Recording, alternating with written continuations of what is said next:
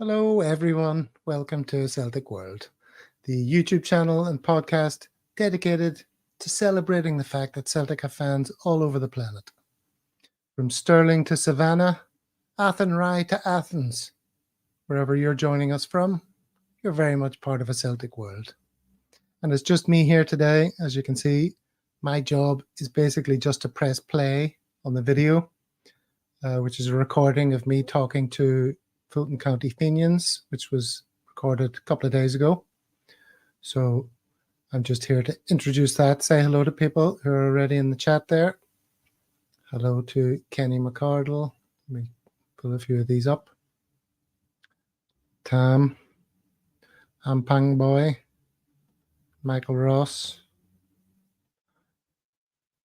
Yes, maybe we'll give it a couple of seconds just to give people time to come in before they get to know our fellow Celts in the hot and sweaty city of Atlanta.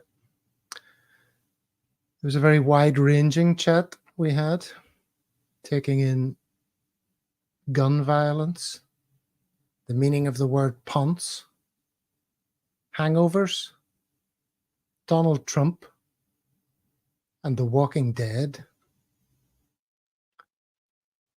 So hello to everyone saying hello there in the comments. It's weird just being on your own here. Nobody to talk to. Well, no matter how long I blether on for, there's always going to be people who turn up late and then think that the conversation is live and wonder why their questions aren't being answered. So maybe you guys in the comments can keep them right. I think I'll just get on with it and press play, should I?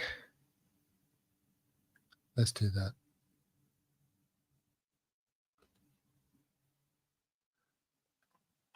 Fulton County Fenians CSC, welcome to Celtic World. Hey, thanks for having us. Right, thanks for having us. Well, it's great to have you. And who do we have here? Well, we'll deal with the easy name first. We have Justin in Atlanta. Hello, Justin. How are things? Things are great. It's great to be on your show, Gavin. Thanks for having us here. No worries. And Wee Man by birth in Atlanta also. How's it going? I'm good, buddy. How are you doing? Very well. What's your real name? Richard. I'm guessing. Richard. Yeah. And do you want to tell us why you're known as Wee Man, apart from the obvious? I guess that's just being Scottish. It's just Wee Man and Big Man. I mean, my best buddy's called Big Man, so I guess I have to be Wee Man. So that's all it is. You must make a good double act, Wee Man and Big Man. Well, the Wee Man's, they're known for being fiery and thinking they're 6 foot, but it's just lucky we're not, you know. All right. Okay, so we're here to talk about Fulton County Fenians in Atlanta, Georgia. And let's start, as we always do, with getting to know a little bit about Georgia. Our fans, better at that. Our viewers are big history and geography fans. You know, they have a tremendous thirst for knowledge. They love to know all the background. So it's not like I bore them for the first 5 minutes with this kind of stuff. So let's get into it. That's where Georgia is, in the southern part of the states there. Atlanta, there it is. And Fulton County seems to take up most of Atlanta City. Is that right? That's right. Yeah. It's got Fulton County, DeKalb County, I don't know, a little bit of Clayton County, I think. No, I think it's just Fulton and DeKalb. All right. And what is Atlanta, Georgia known for? Do you recognize this? Yeah, Gone with the Wind. Say again, Justin? Is that from Gone with the Wind? Yeah. Well, it's Martin Luther King's birthplace, which is apparently hot on the Atlanta tourist map. It looks the same as Gone with the Wind. It's similar. Coca-Cola? The world of Coca-Cola. That must be fun. Have either of you been there? Yeah, a long time ago, yeah. Is it worth a visit? It's worth one visit for sure. Yeah. Oh, yeah? What happens in world of Coca-Cola? It's really just about all the process, the history, and I mean, they have Coca-Cola products from all over the world, and Coca-Cola actually tastes different in every country around the world. You know, it's not the same product they sell everywhere. Oh yeah. So that's a little bit. And The College Football Hall of Fame, Justin. Familiar Yes, with yeah, this? I have. It's a, college football is obviously big in the States, and so that's a must go to spot for many Americans. That's a weird thing, isn't it? Like only in America, the college football, like nobody cares about university teams in other countries. Why? Why is college football such a big deal? I mean, each state has their own like college. Like Georgia's got UGA, and everybody's pretty loyal to it. But a lot of people travel around the country. A lot in America, everyone follows the job. Like, in the UK, no one travels more than 30 miles. Here, people will move across country to follow the job. So I guess that's where it is. I mean, but they have like 100,000 at some of these games, and Oh, yeah. even high school football, they have 10,000 at the games in Texas. It's huge. I think what you said is important. Your loyalty to a team is based on usually where you're from, where you went to college. That stays with you for life. And because we do move around a lot, I think a lot of the professional sports teams don't have the same level of loyalty that the college teams have because of that. Yeah. It's an interesting phenomenon. Here's Jimmy Carter's library. Yeah, I've he's never the humble peanut farmer from Georgia. Yep. Yeah, I think he's still hanging on. I don't think his wife died a few months ago, but he's still hanging on. He's from South Georgia. Albany. Yeah, I think it's Plains. He's from. Yes, it's just right outside of Albany, Georgia. Yeah, I mean, I've passed through it once, and that's all it is. It just has Jimmy Carter signs everywhere. There's not much there. And what's this Ponce marketplace? Yeah, Ponce City Market. So it's got a variety of stores, restaurants, music venues. It's sort of a central hub in downtown Atlanta for people to go hang out. And wee man being from Scotland, you'll find the name amusing. Yeah, well, I mean, it's not a name I would have chosen for something. But I think there's a few French things around here. I'm guessing it's French-based, Ponce de Leon. But yeah. Je pense. Justin, you're familiar with the term Ponce in like the UK or whatever? Yes. What does it mean?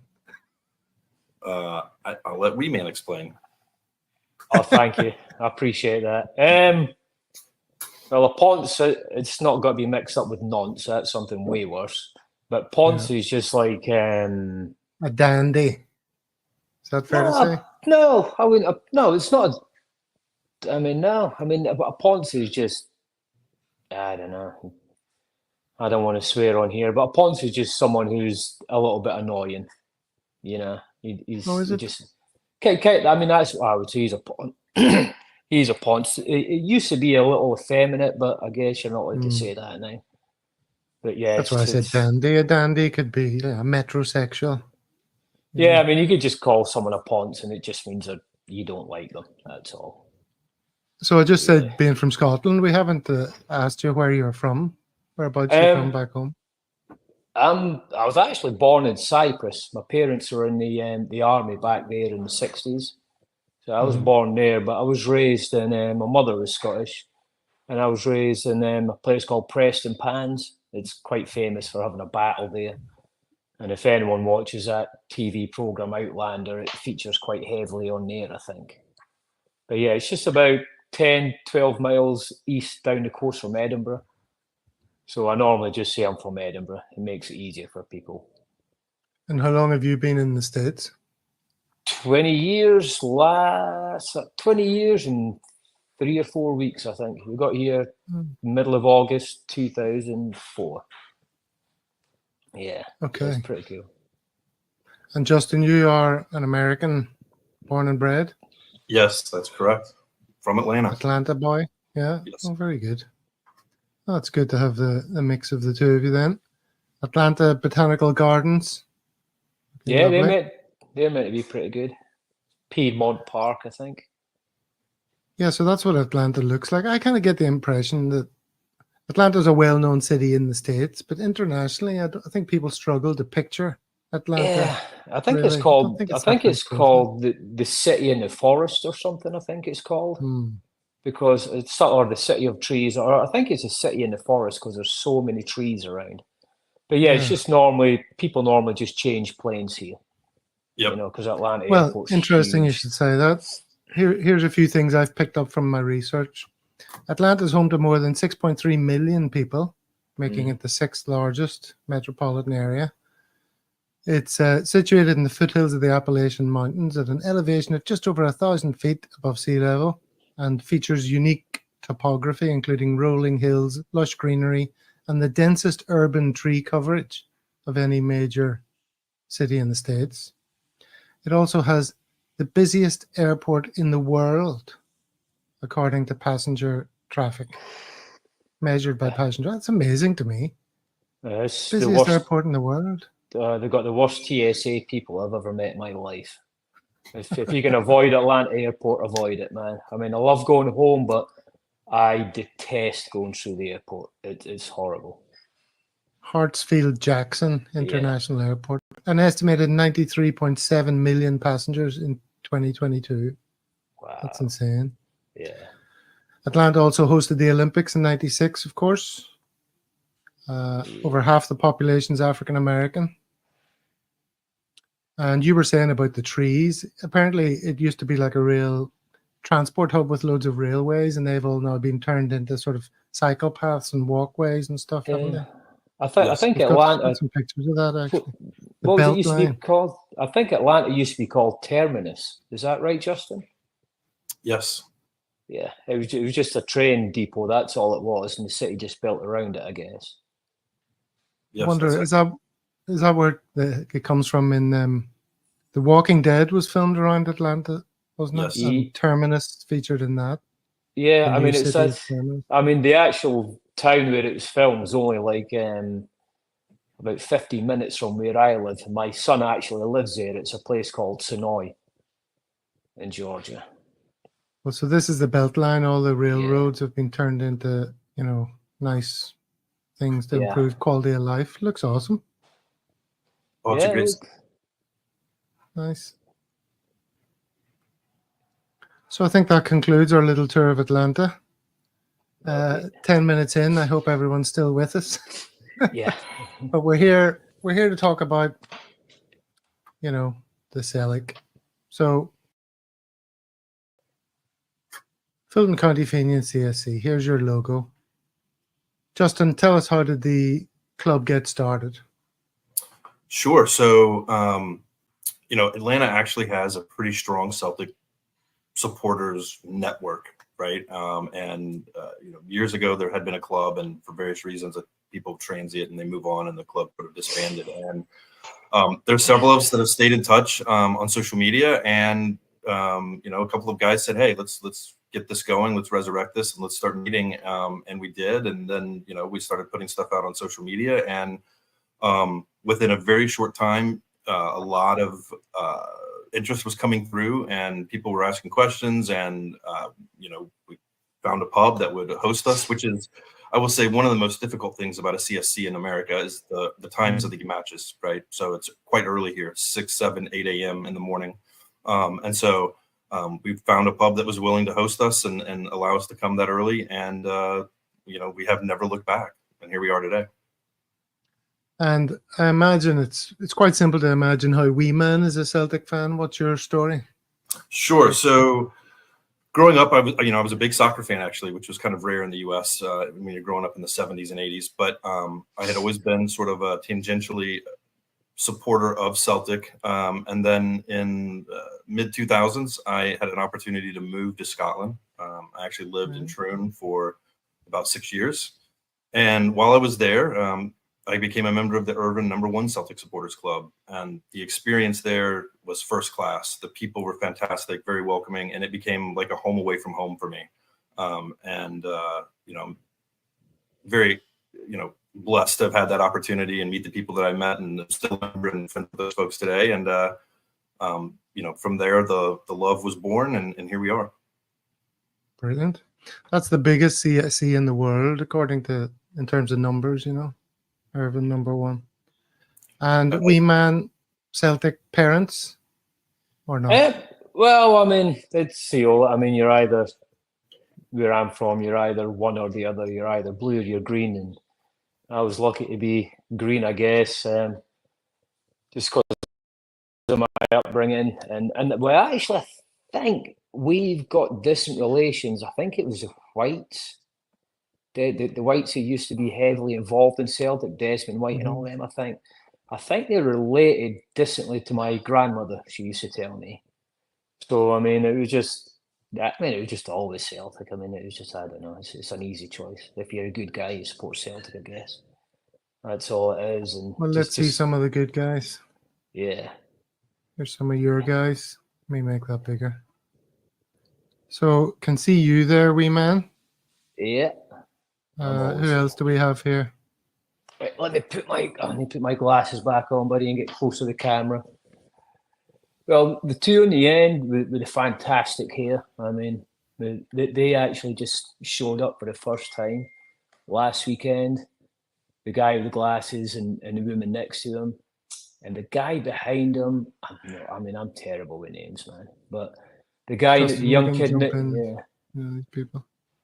The one next, sorry, the one next to me is my son with the crew cut. The guy behind me is Graham. Oh man, Keith is in the middle with the flag. He's the driving force behind this club. The one. Yes, he features a lot. Yeah, he's in the photographs and stuff. Yeah, he's the one that's really pushed it. And next to Keith with the black and white on is my other son Elliot. The one next to him is my oldest son Alex. So we all go up there, and I can't see well enough to see the other pictures. Sorry, it's not that I don't know their names. It's just a small picture. But Keith is that's Bree. This is in the older pub. It's the same bar, but that was when it was the Elder Tree. Bree, she's been amazing, but she's just taken a step back from the bar because she's got some. She's caring for her mother right now, but I don't want to get into that. I guess it's personal, but yeah, I mean that's basically the main crew. And we have a guy Stevie there as well, but he's actually in Scotland right now because he is from Scotland, and his daughter's going to university in Glasgow, so they're all moving her over there right now and helping her set in. But yeah, it's good. We have a core crew for most games, and then we had a huge turnout for not a huge turnout, but I mean it must have been 25, I think it was, for the cup final last year, which is really, really good. You know, I mean, my wife normally comes along, but I've decided to ban her from coming because we don't play well when she comes. So she's not allowed to come anymore. But yeah, that's the cup final day. That was a great day. Yeah, that was a good day. Keith brought the pyros along. He's all excited about that. But yeah, but Keith, I can't say enough about Keith. He's the one that really he's the one that does all the organisation and found us the bar, I think, and really pushed and got us affiliated with the NAF CSC. So he's great. He does a lot of work for the club and gets all the little stickers that we have. He gets all them printed in flags and stuff. But yeah, so Keith does a lot for the club. I don't think it'd be where we were if it wasn't for Keith. Yeah, I didn't know what faces to expect when you guys came into the studio. I kind of thought he would be one of the two names because he seems to be everywhere, you know. Yeah, I mean he's mad for it. He loved going. I mean, when the tour came this year, I couldn't make it to any of the games, but I know he went to some and he loved it.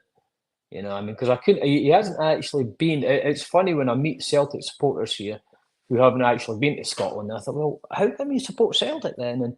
And it just goes, it was just the club. He just felt like he belonged to the club and he felt it was a club for him. So that was great. And that's the story of a lot of people, you know, they just become, I guess, with a charitable cause and the way the politics are, with a lot of the fans, that they just become drawn to the club, and that's a great thing. Well, in Georgia, historically, was an Irish penal colony, right? And so there's a lot of Scottish and Irish heritage in our state. And so there's a lot of folks who do identify with the Celtic culture, right? And so they sort of lean that way anyway. And when they find out more about the club, obviously they're excited. But but Keith's a great example. The guy's very passionate.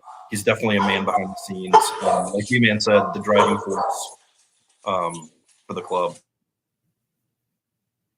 I'm just going to mute Wee Man there. I think there's a bit of action going on of a dog variety. Has it passed? Let's see if it's passed. Yeah, it seems to have passed. Yeah. Okay, there's always dogs barking behind me here. It's just one of those things. Okay, great. So here's some more of your gang in the pub. We'll talk about the pub more specifically later. So, like, do you know how many full-time members you've got in Atlanta? I'm not sure how many. I mean, you'd have to ask Keith those numbers. I mean, it's north of 20, for sure. And we actually have members who don't actually live in Atlanta. People who just support Celtic and live outside of Atlanta can't always get to a match and get into Atlanta, but they support it and they support the club. And that's another bonus. If you appear in any of these pictures, Justin, let me know. So I was in one a few pictures back. Yeah. Oftentimes I'm the one taking the picture. Oh, is that right? Okay. Well, we'll get on to the elder tree. Well, we can talk about that now if you want. The elder tree is the pub that you're based in, right? But it's no longer called the elder tree. Explain that to me, wee man. It's just been redeveloped. It just got redeveloped and rebranded because it's in a part of town called EAV, East Atlanta Village, which is a pretty funky little neighborhood. It's a lot of cool little trendy places, quite progressive neighborhood. And I'm guessing, I don't know the reasons behind the change, but I think they just wanted to rebrand the pub and they're just refurbishing it all. So it used to be called the Elder Tree, an Irish pub.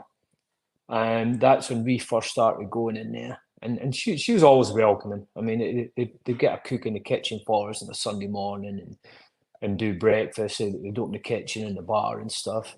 And then later towards the end of the season, she said, Bree, who was the original owner, said she was going to close it for the summer and just refurbish it all and open it back up as the pub EAV. So I'm guessing it's just to get the name out there because EAV is a trendy place. So I guess they want that in the name, So when people look at East Atlanta Village, the bar will come up. But she's in there. I'm not sure if she still owns it or not, but there's definitely a new owner in there or co-owner, and her name's Casey. And we met her for the first time last weekend at the game, and she was fantastic. I mean, the bar wasn't ready to open, so she opened it up and got an area all cleaned out so we could watch the game, set up the TV for us, opened the kitchen, put in free breakfast for us. And I think she the Celtic flag you can see hanging up there, she actually went and got and had that outside ready waiting for us. So, hopefully it's going to kick on and we'll all go up there and support it for her. And so the pictures I have are all of the elder tree. I can imagine someone purchasing it and thinking it needs modernization. The elder tree, it's not young and trendy compared to maybe what it's going to be. It's going to be a bit more trendy. Yeah, that's the idea. I mean, I'm used to spitting sawdust bars anyway. I'd rather be in bars like that anyway. So this is what it did look like. Yeah. I mean, it was nice. And all. It was nice. Yeah, no, it looks good. Yeah. It's my kind of bar as well. Yeah. All these American bars, they've all got the same ceilings. What's with these sort of tin tiles on the ceiling? Is that like a feature of every bar in America? I think it's just because they're cheap, honestly. Because they can cover up. They're not expensive to buy. And they're easy to put up and they can cover a lot of the ductwork quite well. So they all have them. I think that's what it's for. It's to hide all the ductwork for the air conditioning. I think that's what it is. And then the lower the ceiling, the less expensive it is to cool. And so they try and bring the ceiling down a little bit so they're only keeping a smaller area cooled and heated. I think that's the reason behind it. Well, I think you're the first American CSC we've talked to that's actually in a hot place. Most of them are up in cold kind of places that have kind of British weather. you could Well, say. So mean, Atlanta's hot. Oh, apart from Texas, of course, but yeah. Well, Atlanta's hot Atlanta's. and steamy, isn't it? I'll let It's our, Justin explain this. yeah, so our name is Hotlanta, like that's what we're known as in the US. There's this meteorological feature known as humidity. And, it's usually measured on a scale of 0 to 100%. And in Atlanta, our humidity is well above 100%, which is ridiculous. So all it means is there's so much moisture in the air. And when it's hot, it just makes it feel that much hotter. Yeah. So Atlanta is a very moist city, we could say, but not the good kind. Moist. Everyone's favorite word, Justin. Yes. I'm in a very moist place as well. I don't mean in my life. I mean like this geographically. Yeah, I mean I'm in the rainforest, so it's humid as hell here. So like, you do any sort of exercise, you're sweating buckets immediately. Yes. Yeah, I know. The first 2 years I was here, we just the first winter we had here, I was still walking around in shorts and t-shirt because it was like, I don't know, 50 degrees, which is even 50 degrees is cold here. You know, I mean, and then I guess the heat eventually gets into your bones. And now, when I go back home and it's cold back home, I've got to wrap up warm now, man. I can't handle it. But yeah, you feel it. You do feel it right down to your bones, don't you? Oh yeah. I mean, I don't mind the cold and the wind and the rain, but when you get all three at the same time, man, it's just a little bit brutal. The wind goes right through you. It's no place for the old. Yeah, true. Let's go back to the pub. Yeah, we're very fortunate to have the Elder Tree support us, and now the East Atlanta Village Pub support us. But they've done a great job of recreating what a proper pub feels like: the welcoming, the menu, the music that they have, and so it's a great venue. And we can't say enough about Bree and the management team there, letting us partake of that every early Saturday and Sunday morning. Yeah, I know sometimes last year she actually just slept in the bar, because sometimes the bar doesn't close until 2, 3, 4 in the morning, I think. So there's been a few times where she's actually just stayed in the bar for us the whole night. So it's been pretty cool. She's pretty dedicated to us. And here she is, the illustrious Bree, owner of the Elder Tree Pub, visiting paradise with her family today. That was this year or last year, June? No, that was this year. June, yeah. Yeah. And is Bree an Atlanta native, or is she of Irish, Scottish? I think she was born in Germany. I'm not 100% sure, but I think her parents were in the forces as well, but I'm in the military, but I'm not 100% sure. I think she just mentioned that she was raised in Germany. Yes. I think. And then she's come back to Atlanta. Yeah. Is she wearing like knee-high green boots there? Yeah, probably. I think that's a Fulton County Fenians sticker. No, it's not. There should be another picture of her pointing towards it, because my son and I were over for the Lazio Champions League games last year, so we handed out a lot of Fulton County Fenians stickers and stuff for people to plaster everywhere, and she found one. Brilliant. You've made your mark. Yeah, unfortunately.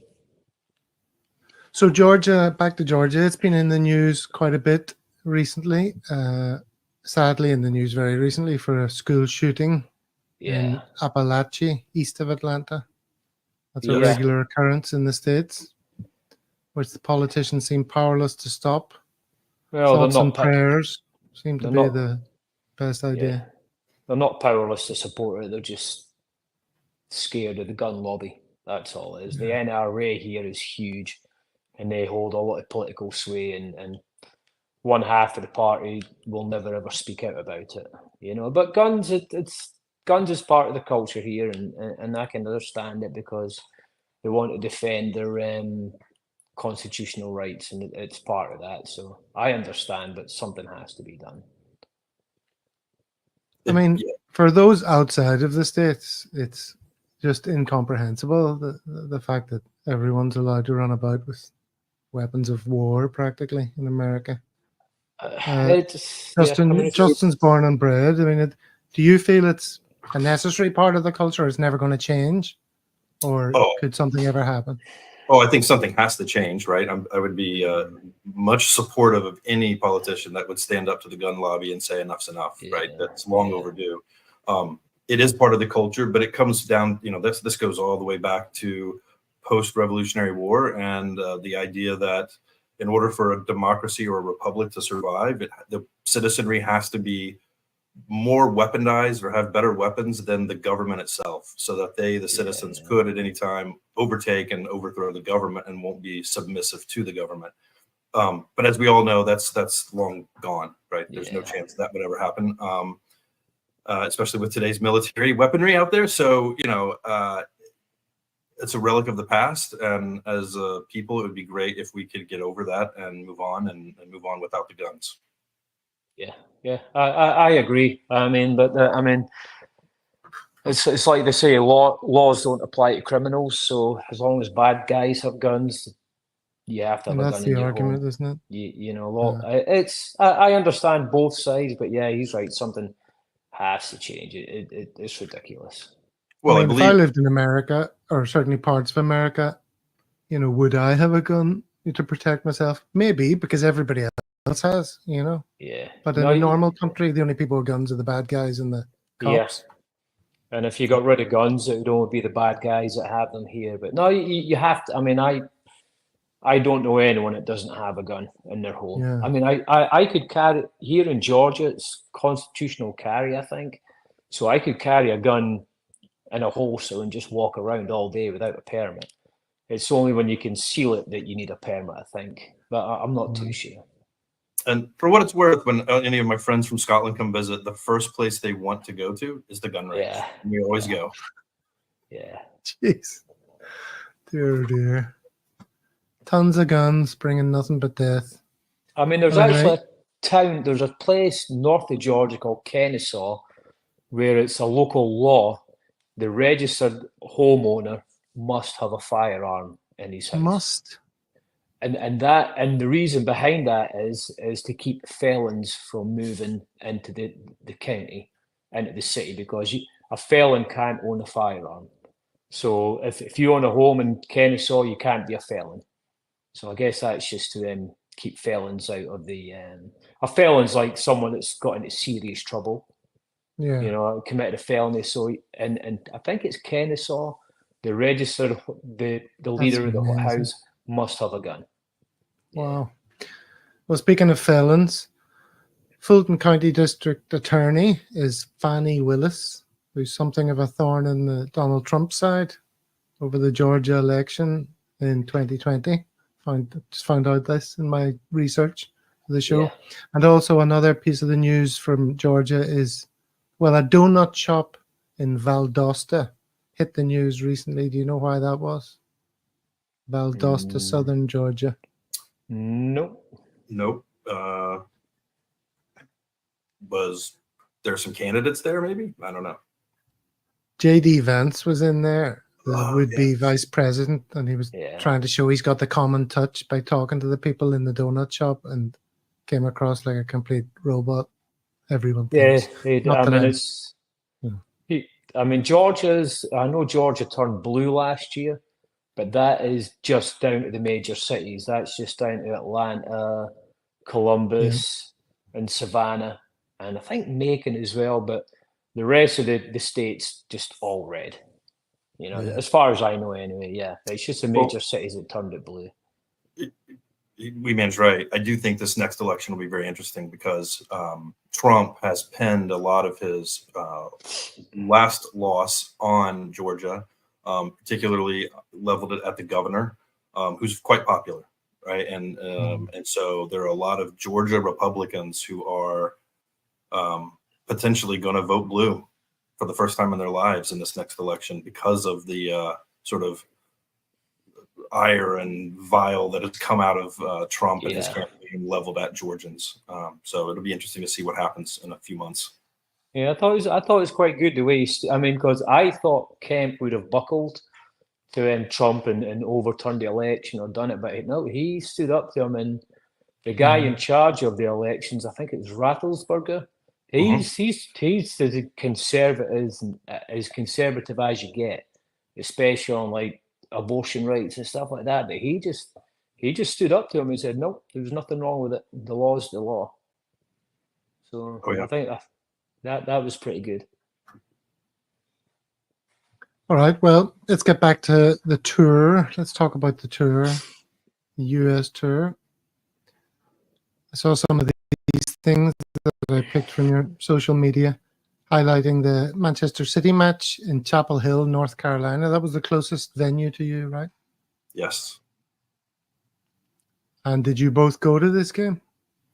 I didn't make any of the games. I just couldn't make it work to get to any of them. No, I didn't make the games either, but we probably had in the neighborhood of 10 or so folks, I think, at almost every one of the matches, different folks who were traveling during the summer and got to see the matches. But obviously, they're very well received. We've had various European clubs come play here every summer, and they're always a sellout. And the fans here are very passionate. And so it's great to see. And obviously having Celtic here for 3 matches was fantastic. And so, friends around the country got to go see them. And for some of them, it was the first time and maybe the only time they get to see them in person. Sure. So for those fans, that's a really big deal. And it's fun to watch and hear their stories, knowing that may be the one and only time they get to see them play live. So yeah, I mean, I was telling Keith that it would cost them just as much to travel back to Scotland and watch a game as it would to go to some of these games here, because the hotels and the tickets and the flights were like ridiculous. I think it cost them like $1,500 to go to one of the games just with the flight and the hotel. But yeah, I mean, you can. So I said, you can fly home for that, buddy, and go to a game back there. But it's good. He got to take all these kids up there, and they all had a great time. Well, let's see some of the photos we have from there. Talk us through these. Yeah, this is in Chapel Hill. This is there was about, I think, a total of 8 folks from the Fulton County Fenians that went to the match, and obviously you can see behind them. I mean, that entire stadium was green and white, right? And that was another thing that maybe surprised a lot of the European clubs when they went to all of anybody who was playing Celtic on the tour realized it was a Celtic home match, right? And you can kind of see back behind you lots of hoops, and when you look at it on TV, you realize everybody in that stadium is wearing green, and that's something too. I think I'm sure the players were shocked as well when they saw that, and knowing that they have that much love 3,000 miles away. Yeah, and compared to the big boys of Chelsea and Manchester City, the English Premier League teams, who had much smaller fan followings there, didn't they? Yes. Yeah, no, for sure. And again, it probably shocked those players as well. Like, where was all our support? Well, welcome to Celtic's home away from home. Yeah. Especially at Notre Dame, right? Because that's, Notre Dame, it's a university, and sure. Where one of the matches was, and they're the Fighting Irish. And so lots of love for all things Irish and Scottish there. I'm surprised to see that this guy managed to get that shirt. That can't have been long out. In fact, when I saw that, I thought, which came first? Did that shirt not come out after the tour? So he got it pretty quickly, didn't he? Probably like days before the match. Yeah. Good on him. No, it was good. They were all super excited to go up and see that. So it was great. They got to see them live. Tonight was fantastic. Thanks so much. Holy City CSC for all your incredible work, and various other CSCs mentioned. You had all these parties together. Who are these for? Holy City, Miami, Fulton County, and Triangle CSC. It's the first time I've heard of them. Triangles. It's in North Carolina. I think they call it the Research Triangle. I think it's Raleigh, Durham, and Is it Raleigh, Durham, and Greensboro? Or Chapel Hill. So yeah, that's it. Yeah. Oh, they're in Chapel Hill. So you have the University of North Carolina, North Carolina State, and Duke University, right? So those are all 3 really big research universities. They do call it Research Triangle Park. And they were the host, the Triangle CSC were the host. Yeah. All right, very good. I think See it? Holy City are from Charleston, is it? Yes. That's right. Yeah, yeah. I have a list here of CSCs that don't include the city in their name, because there was a little bit of confusion about Fulton County Fenians in my mind. I thought maybe they're New York or something, because there are like the Fenian boys in Manhattan, right? Yeah. Holy City is Charleston, as you said. Do you know where Scruffy City is? I do not. Scruffy City, CSC. That's Knoxville, Tennessee. I didn't even know there was one up there. Yeah. Freedom's Sons, Philadelphia. Norwood, Massachusetts, near Boston. Okay. And St. Pete Shamrock. I'll be Florida, St. Petersburg. Yeah. Tampa Bay. Yeah. Very good. Why do you know that St. Pete is associated with Florida? St. Petersburg. Yeah, St. Petersburg, Florida is a big destination for sun and fun. Yeah. All right. And they just call it St. Pete's. Yeah. And do you know who these people are? Oh, that's your man again. Let me see. Oh, yeah. The one player he managed to get a picture was with Mikey Johnson. And every time he came on as a substitute last year, I'd like shake my head and go, God damn it, man, not him again. And then it was quite funny. It was the only picture he managed to get with a player was Mikey Johnson. And now he's left. But yeah. Good luck to him. Yeah. Paul the Tim is in the house. Yeah. Another famous guy you met, I guess. Very good.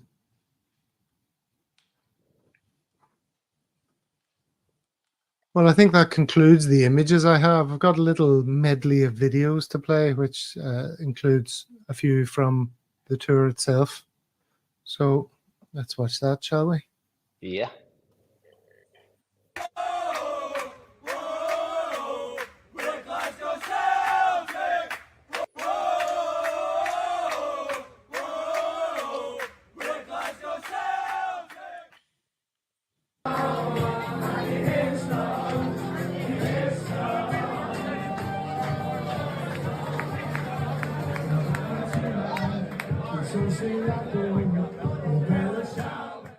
Let the people sing the stories and the songs, the music of the native land, the lullabies and battle cries and songs of the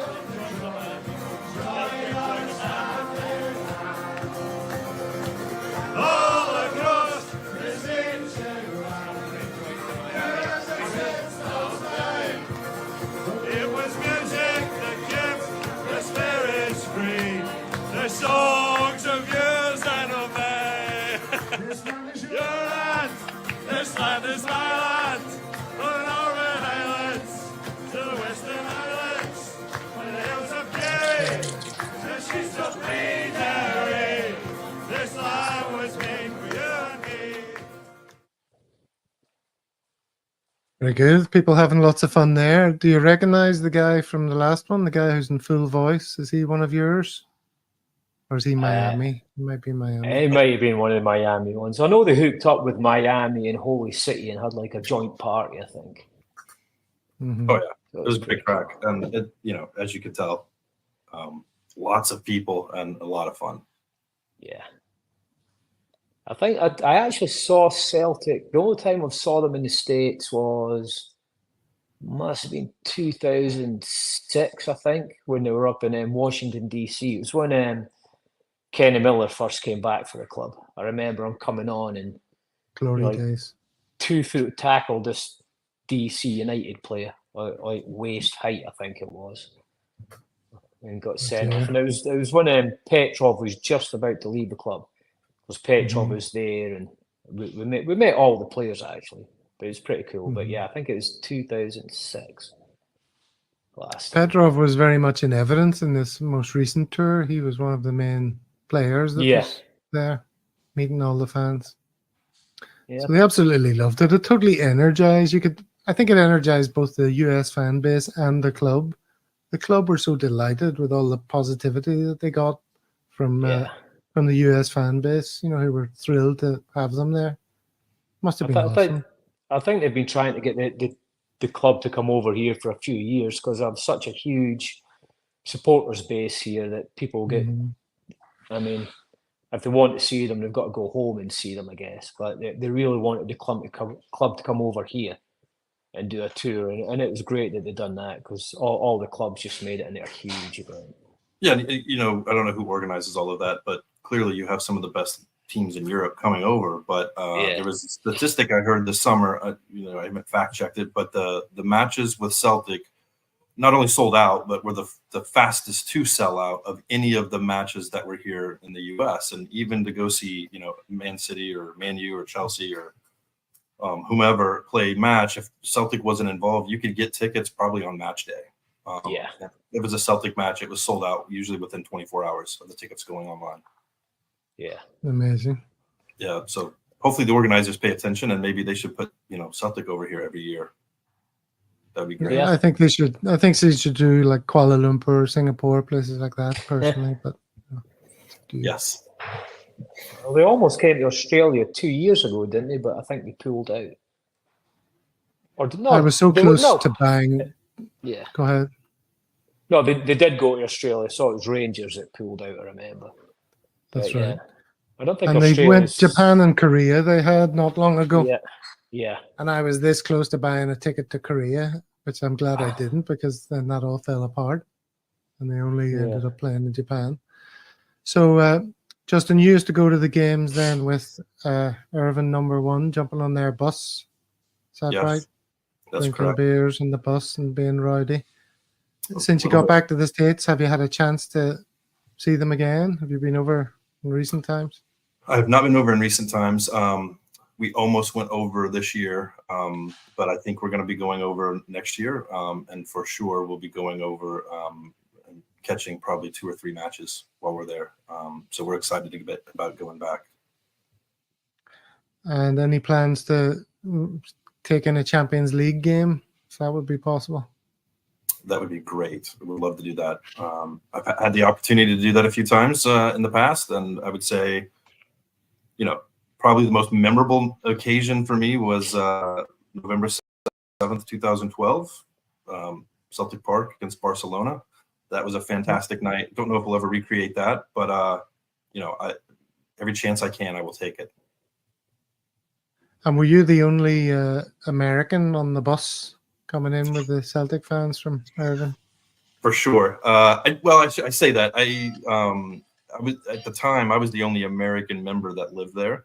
And so for sure the only American, but those guys did not treat me like an American, as it were. They treated me like a local and expected me to behave like a local, and all that's worth. Well, that's what I'm picturing. You being on the bus going, I'm looking forward to this day of entertainment.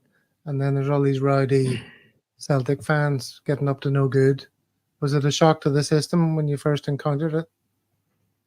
No, and I'll say that because prior to encountering that, I had lived in Kilmarnock, and so I got used to rowdy behavior, we'll just say. But they will tell you that I can be as rowdy as any of them with the right concoction and cocktail. So, you learn to survive. It's the quiet ones you got to look out for, wee man, eh? Oh, I know. I'm not quiet though, so I wouldn't know. I can imagine you know how to party. I'm a bit old for that now, but I still in your try. younger days, maybe. None of us can do it like we used to be able to. Well, you can, but it just takes a week to recover instead of a couple of hours. I know, it's brutal. And 48 hours recovery time. Well, I mean, when I go home twice a year. I'll be going home in a few weeks. I'll actually be going to the what game am I going to? I'm going to the Leipzig game. So I'll be home for the Champions League game, Brilliant. For that. So that'll be pretty good. But I normally meet up with a couple of my friends from back there, and I used to be able to hang with them and go pint for pint most of the time. But now, man, I got to tap out about 6, 7 o'clock now. I can't do it anymore.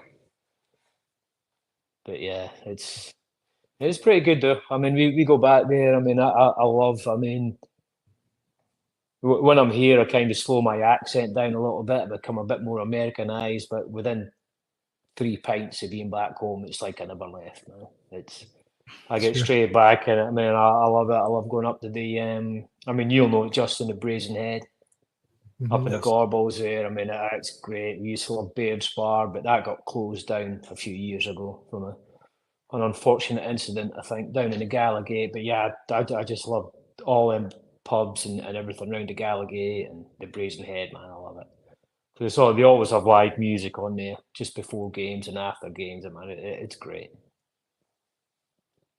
Fantastic. Well, let's talk about what our expectations are for this season. You say you're going to a game in the Champions League, wee man. Yeah. What is your definition of success for Celtic in the Champions League? Oh, definitely getting out of this group. I mean, it's like, I mean, being any time a Scottish football fan, man, you know, you can be as confident as you want and you'll just get beat, you know, but by some unexpected team. You know, I mean, what I think is probably going to happen, we're probably going to miss out by 1 goal, because that's all is the way we do it. You know, I mean, we'll do all the Scar hard work tissue talking there. and then just miss out by a goal, man. But I know, I think I've never seen the team as confident as what they are now. You know, they've got a swagger now. When they're on the field, you can see how confident all the players are. It was just like the game at the weekend there. They let Rangers have their 10 minutes, and then it's like they woke us up and bam, we just destroyed them. You know, and I can't see us losing too many games in the league this year. I'm not going to go and say we're going to go undefeated, but I can't see us losing too many games. I mean, a cup game, you can always get tripped up, but I think the Champions League, I think we're going to do okay this year. If we had to choose a draw, we couldn't have chosen a better one, because we always lose away from home. So at least we're playing all the big teams apart from Leipzig away from home. You know, Yeah. so I think we'll be good. Justin, would you accept if we could squeak into 24th position and get that playoff game? Absolutely. You know, I mean, I agree. Getting out of group stage is job one. And I agree with Weeman. Like, we have the talent for sure. I think we need a wee bit of consistency, though, when we play in Europe. And for some reason, maybe it was a lack of confidence in the past, but we seem to stumble when we don't need to be, right? And so let's see. But, you know, that confidence they played with this past weekend comes out while they're playing in Europe. They will should be able to get past the group stage and maybe win a few matches after that, too. It's the perennial problem, though, isn't it, that we think we translate the confidence that they show in the SPFL and think, oh, play like that in Europe and we'll be laughing. But it's hard to play with that kind of swagger in Europe, and then your deficiencies get exposed in a way that they would never in the SPFL. And then we're sort of chastened, aren't we? I think we're a lot more controlled this year. You know, it's not like, I mean, we're just full out attack. We're actually controlling games now. You know, and I think that's the next step, because as I said, I've never seen us play so organised and like when we turn the ball over, when we get the ball in our 18-yard box, there's 3 players moving because they know they've got a structured position they have to be in, and everyone's moving into position the minute we get the ball. You know, and I think we're going to be okay. I think we're going to be okay.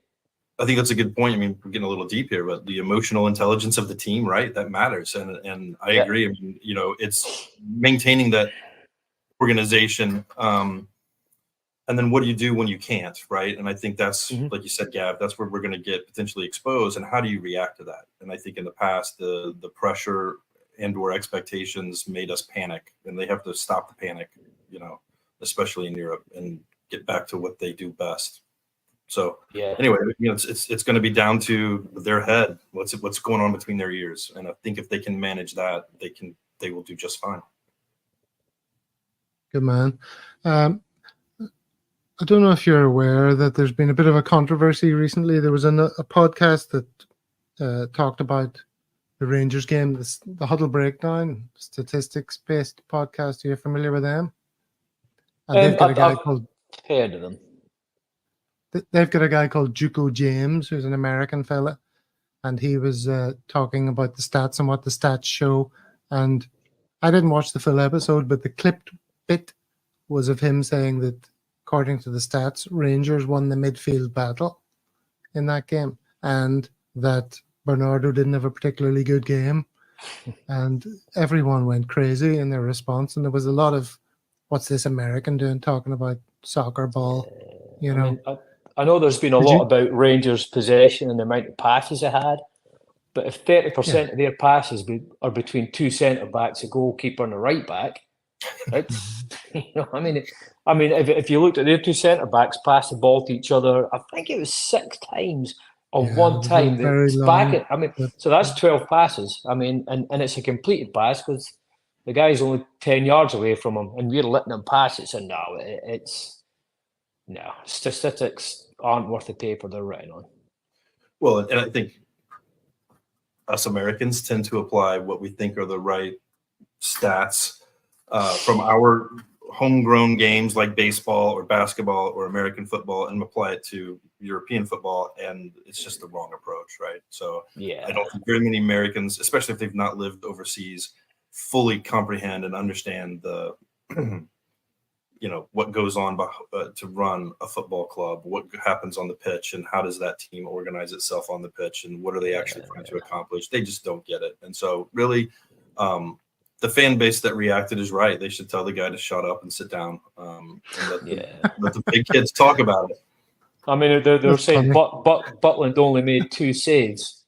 Yeah, but he should have made 5. You know, I mean, there was 3 saves he didn't make, and that was 3 goals. He picked the ball out the net more time than he saved it. So what does that tell you? Right. If he only made 2 saves, but he let 3 goals in, it's I don't know. What is it? Lies, damned lies, and statistics. They say. Yeah. Well, there's certainly no anti-American sentiment on the Celtic world. We love hearing our American cousins talk about football. And indeed, somebody commented on a recent show that in the past, it was maybe a bit annoying because they thought Americans don't know anything about football, but the American football fan has learned and grown so much in the recent decades that, you know, that's a very outdated sort of sentiment. So nothing but love, Justin, for our American cousins on the Celtic world. Well, that's great. And indeed, our distant Scottish cousins, wee man. Well, the thing is, we got about 5 o'clock to watch a game, so we must be dedicated. Yeah, no doubt. No doubt. You're up at 5. Most of the games I get are like, well, the early kickoffs are nice. They're like sort of 7 or 8 o'clock in the evening. Perfect. All right, what could be better? But then Champions League is going to be horrendous for me. Talking mid-afternoon for you, lunchtime for you. Yeah. But middle of the night for me. So going to be some bleary eyes. Yeah, I know the guys on the West Coast, like the LA clubs and stuff like that, they've got it pretty rough as well, I think. They're, 3 hours behind us, so they're watching a regular game at 4 a.m, something like that. It'd be pretty cool. I mean, they like it. I mean, the supporters club over here, I mean, they are huge. I mean, you have the big convention that used to be yearly in Vegas, but I think it's biannually now. And I think is it next year, 2025, they're having a big supporters convention again. Yes. You know, so I mean, I may go out there, but I don't know. I may not. It's very, very hot out there.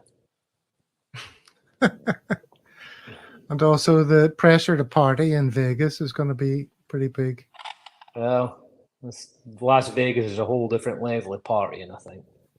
You know, so it's I don't know. I don't know if drinking 12 pints out there and then walking around in 110-degree heat is going to be too good for you. All right, guys. Well, look, it's been fantastic to get to know Fulton County Fenians all the way in Atlanta, Georgia. Thanks very much for joining us. Thanks for having us. Appreciate it. Yeah, thanks for having us on. Yeah, thank you. And we're back in the room. Thanks to Wee Man and Justin there. That was fun getting to know those guys. Hope you all enjoyed that. A lot of fascinating chat going on. Lots of hilarious chat going on. Talked about Trump for a bit too long, most of our live viewers.